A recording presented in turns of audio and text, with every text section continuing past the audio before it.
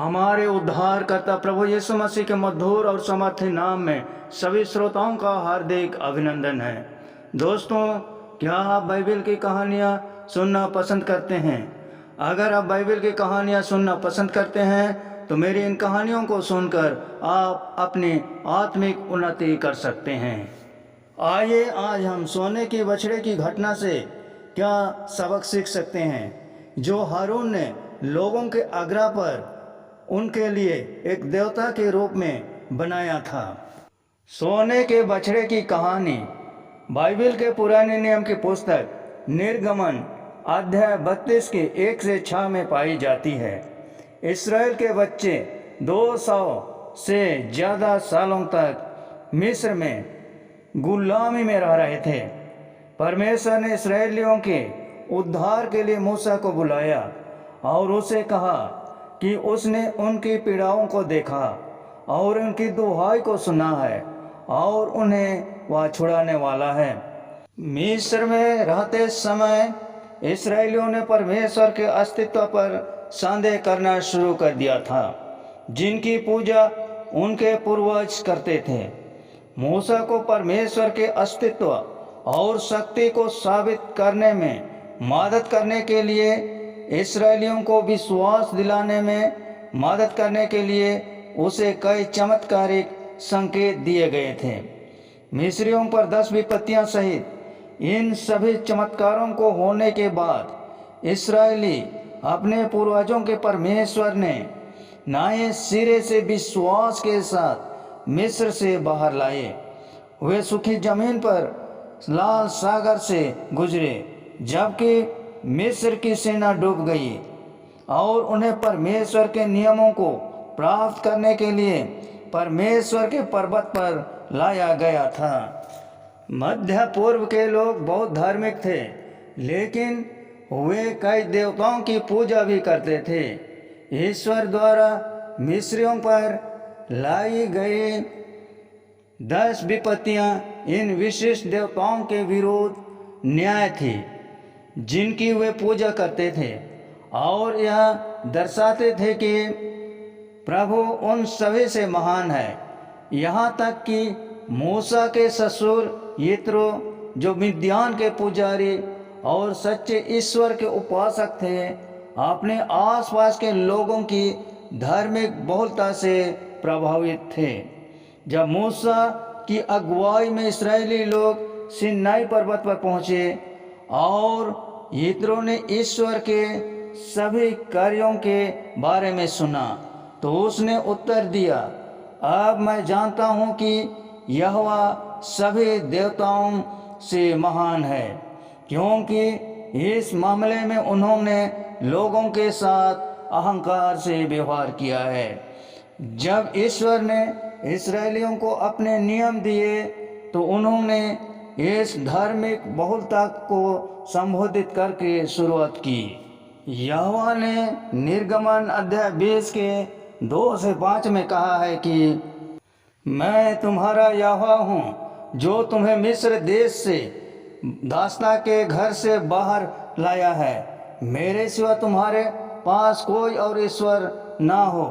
तुम अपने लिए कोई मूर्ति न बनाना, ना ही किसी ऐसी चीज की प्रतिमा बनाना जो ऊपर आकाश में या नीचे पृथ्वी पर या पृथ्वी के नीचे जल में हो।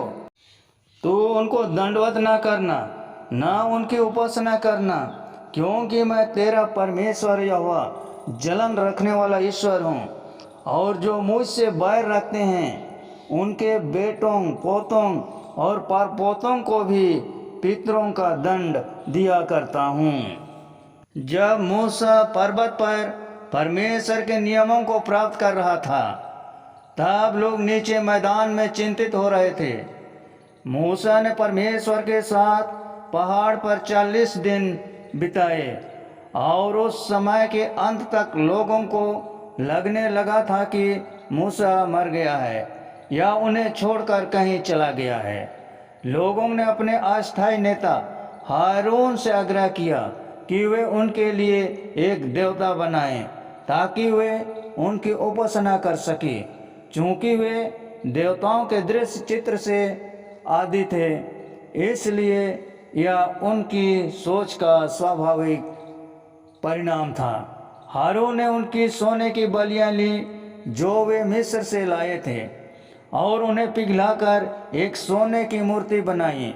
उसने उनके लिए जो मूर्ति बनाई वह एक सुनहरा बछड़ा था, लेकिन हारून ने इसके साथ परमेश्वर का नाम बनाए रखा। वह उन मूर्ति पूजक प्रथा को मिला रहा था जिसे वे परिचित थे और उस परमेश्वर की पूजा जिससे वे अभी अभी फिर से परिचित होने लगे थे। हारून ने लोगों को एक साथ बुलाया और उन्हें बताया कि सोने का बछड़ा वह परमेश्वर है जिसने उन्हें मिस्र से छुड़ाया था। लोगों ने बलिदान चढ़ाए और फिर इस नए ईश्वर की पूजा करने के लिए मूर्ति पूजक अनुष्ठानों में शामिल हुए। हारून ने ऐसा क्यों किया? शास्त्र हमें पूरा जवाब नहीं देता है, लेकिन हम कुछ सुरागों को एक साथ जोड़ सकते हैं और एक काफ़ी अच्छी तस्वीर प्राप्त कर सकते हैं। सबसे पहले मूर्ति पूजा से लोगों की लंबी परिचितता उन्हें स्पष्ट दिशा के अभाव में उस पद्धति का पालन करने के लिए प्रेरित करती है। वे पहले से ही अपने विश्वासों को अपने आसपास के लोगों के साथ मिलाने के आदत में थे। हारून को एक अनियंत्रित भीड़ का सामना करना पड़ा जो उस पर मांग कर रही थी एक मूर्ति बनाने और उससे ईश्वर के नाम से पुकारने का समाधान काफ़ी उचित लगा। हारून ने बछड़ा क्यों बनाया?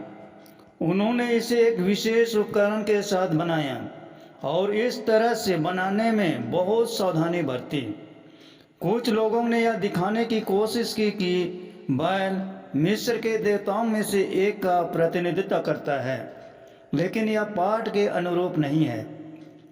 लेकिन हारून ने परमेश्वर के लिए एक दावत का आयोजन किया और कहा कि यह वह देवता था जो उन्हें मिस्र देश की बंधुआई से छुड़ाकर बाहर लाया था। बैल शक्ति और उर्वरता का प्रतीक था और लोग पहले से ही मिस्र के बैल देवताओं से परिचित थे।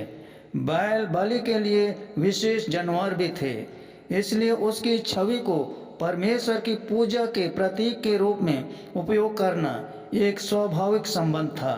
हारून का बैल शक्तिशाली ईश्वर का मिश्रण था जिसमें लोगों को शक्तिशाली कार्यों और उनके आसपास के लोगों से उधार ली गई पूजा की मूर्ति पूजक विधियों के माध्यम से मुक्ति दिलाई। हालांकि हारून और लोगों ने सोने के बछड़े की पूजा क्यों शुरू की, इसके लिए उचित स्पष्टीकरण है, लेकिन वे स्पष्टीकरण पाप को माफ नहीं करते हैं। परमेश्वर ने निश्चित रूप से लोगों को उनके भ्रष्ट जीवन के लिए जवाबदेह ठहराया और उनके पाप के लिए उन्हें नष्ट करने के लिए तैयार था। अपने लोगों की ओर से मूसा की व्यक्तिगत मध्यस्थता ने उन्हें बचाया।